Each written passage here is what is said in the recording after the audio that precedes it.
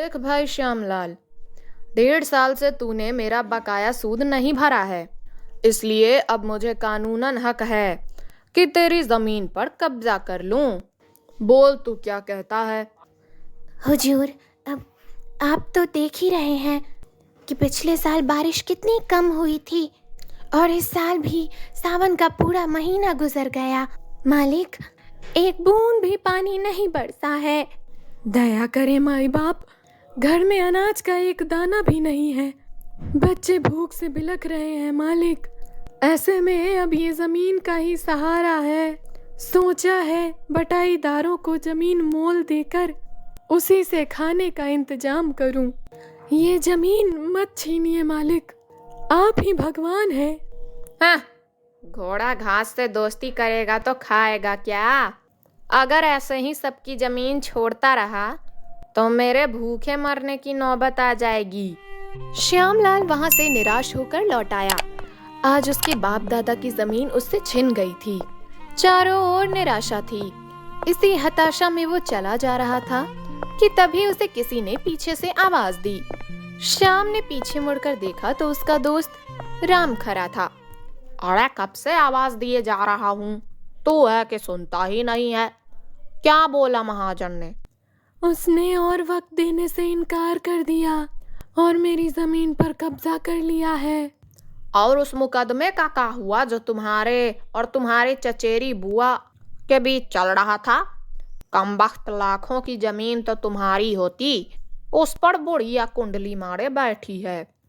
श्याम और उसकी चचेरी बुआ के बीच कई सालों से उनकी पुश्तैनी जमीन, जिसकी कीमत लाखों में थी, उसी को लेकर मुकदमा चल रहा था। इस जमीन को बचाने के लिए श्याम ने सारा जोर लगा दिया था, मगर बुआ भी काफी चालाक थी। उसने वकीलों को पैसे खिलाकर बेईमानी से ये मुकदमा जीत लिया था और सारी जमीन हथिया ली थी। कहाँ बताऊं भैया, उधर बुआ ने बेईमानी से मेरी पुश्तैनी जमीन हथिया ली। अभी अगर वो जमीन होती तो क्या मुझे इन छोटे मोटे साहूकारों की जी हजूरी करनी पड़ती? एक समय था जब इस गांव में हमारे खानदान की चलती थी, मगर आज देख लो, जो थोड़ी सी खेती लायक जमीन मेरे पास बची थी, अब तो वो भी साहूकार के कब्जे में चली गई। कहाँ जाऊं, क्या करूं? भैया, कुछ समझ में नहीं आ रहा है भैया। अरे देखो भैया, ऐसे आस नहीं छोड़ते हैं, ठीक है? ऐसा करो, तुम कलकत्ता चले जाओ, वहाँ मेरा भतीजा कन्हैया रहता है। कलकत्ता जैसे शहर में काम धंधे की कोई कमी नहीं है, हम उसको तार भेज देंगे, वो वहाँ तुमको जरूर कोई काम दिलवा देगा भैया।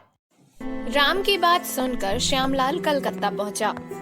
जिस दिन वो अपने परिवार और दोस्तों से विदा ले रहा था, उसका मन बहुत उदास था, मगर उसके पास अब और चारा भी क्या बचा था। कलकत्ता में उसे राम का भतीजा कन्हैया मिला। राम राम श्यामलाल काका। अरे कन्हैया, अरे खुश रहो बेटा। इतने छोटे से थे जब तुम्हें देखा था, तुम्हें गोद में भी खिलाया है मैंने। अब तो तुम बहुत बड़े हो गए हो। राम चाचा का तार मिला था, आप चलिए, आपके रहने खाने पीने का इंतजाम कर दिया है मैंने। आप चल करके मेरे सेठ से मिल लेना, वो आपको काम दिला देंगे। आज आप आराम करिए चाचा जी, ठीक है? ठीक है बेटा, ठीक है, तुम्हारा बहुत बहुत आभार। काका, लेकिन एक बात का ध्यान रखना, जहाँ मैंने तुम्हारे रहने का इंतजाम किया है ना, वहाँ का मकान मालिक बड़ा ही मक्खी चूस और दुष्ट है। उसे चाहता है कि हर महीने टाइम पे किराया मिले। एक दिन की भी देरी हो तो चिल्ला चिल्ला के पूरे मोहल्ले को बता देता है और आसमान भी सर पर उठा लेता है। तो समझ गए ना काका, मैं क्या कहना चाह रहा हूँ? कन्हैया अगले दिन श्यामलाल को लेकर अपने सेठ के पास जाता है। कुछ भी काम कर लोगे तुम? जी मालिक, कुछ भी। चलो ठीक है, तुम्हें काम मिल जाएगा, लेकिन याद रहे पहले दिन की पूरी दिहाड़ी मेरी होगी। ये मेरा कमीशन है, सबको देना होता है। ठीक है मालिक। अरे ओ नंदू, इसे रिक्शा पकड़ा दे, आज से ये रिक्शा चलाएगा। नंदू श्यामलाल को लेकर जाता है और उसे रिक्शा दिखाता है। पर ये क्या, वो तो पुराने जमाने का हाथ से खींचने वाला रिक्शा था। अरे ये तो काफी पुरानी है। हाँ, अंग्रेजों के जमाने की है तो पुरानी ही होगी ना। एक समय में इसकी शान ऐसी थी कि अंग्रेज अफसर भी इस पर ही घूमा करते थे। आज बेचारी बने दिनों के बाद घर से बाहर निकलेगी। ये सुनने के बाद श्यामलाल रिक्शे को छूकर प्रणाम करता है और उसे लेकर कलकत्ता की सड़कों पर निकल जाता है। और जगह कलकत्ता है तो वहाँ पे सवारियों की तो कोई कमी नहीं थी। श्यामलाल की खासी आमदनी हो जाती। कभी कभी तो ऐसा होता कि उसे कलकत्ता में एक दिन में ही इतने पैसे मिल जाते जितने वो गांव में महीने भर में भी नहीं कमा पाता था। मकान मालिक को पैसे देकर और खुद का खर्चा निकालकर वो अच्छे खासे पैसे भेज देता था। उसे अब इस रिक्शे से लगाव हो गया था। 5 महीने के अंदर ही उसने एक एक पैसे जोड़कर सेठ से उस रिक्शे को खरीद लिया। इसी तरह समय बीत रहा था। फिर बरसात का मौसम आ गया और इस साल तो बारिश रुकने का नाम ही नहीं ले रही थी, कुछ ज्यादा ही हो रही थी।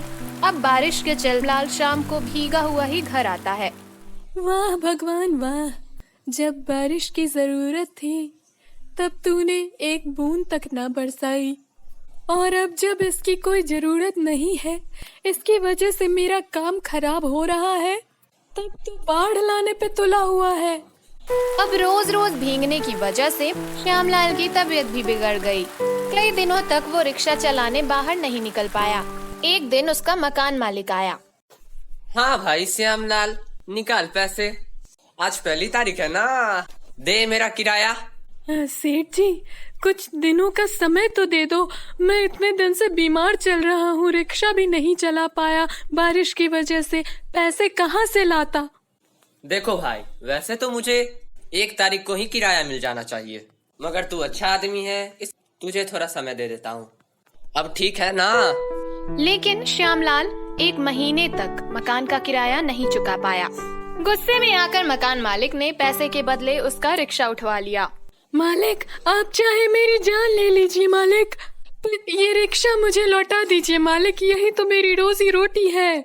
अगर रिक्शा चाहिए तो शाम तक मेरे किराए का पैसा दे दे और ले जा अपनी रिक्शा को।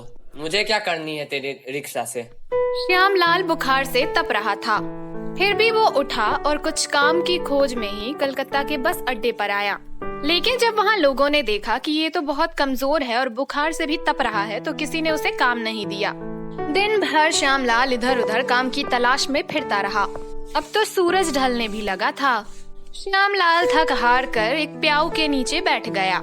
उसकी आंखों के आगे अंधेरा छा रहा था। तभी उसने देखा कि उसके गांव का दोस्त राम और उसका भतीजा कन्हैया श्यामलाल को खोजते हुए बस अड्डे तक आ गए हैं। अरे कहाँ चले गए थे तुम दोस्त?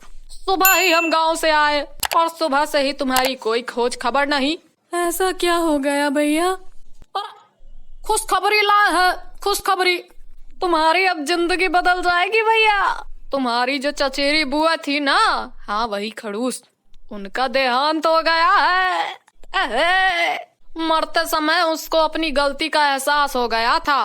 तुमसे माफी मांगकर तुम्हारी सारी जमीन लौटा दी है। अरे दोस्त, अब तो तुम लखपति हो। अरे नहीं नहीं, माफ करना, लखपति नहीं, करोड़पति। श्यामलाल की आंखों में आंसू आ जाते हैं। अरे श्यामलाल, पहले ये तो बताओ कि सबसे पहले अब इन पैसों का करोगे क्या तुम? है पहले हम अपनी रिक्शा छुड़ाएंगे। जब हमारे साथ कोई नहीं था तब यही रिक्शा थी जो हमारे और हमारे बच्चों के जीवन का आधार बनी थी भैया। आज मकान मालिक ने हमारी प्यारी रिक्शा को हमसे दूर कर दिया, तो पहले हम तो उसी को लेकर आएंगे भैया। अरे वो हमारे घर की लक्ष्मी है, उसको हम अपने पुश्तैनी घर के सामने स्थापित। इसके बाद श्यामलाल सबसे पहले अपना रिक्शा मकान मालिक को पैसे चुकाकर वापस लाता है और उसे गांव ले जाकर उसे अपनी पुश्तैनी घर यानी कि हवेली के सामने स्थापित करता है।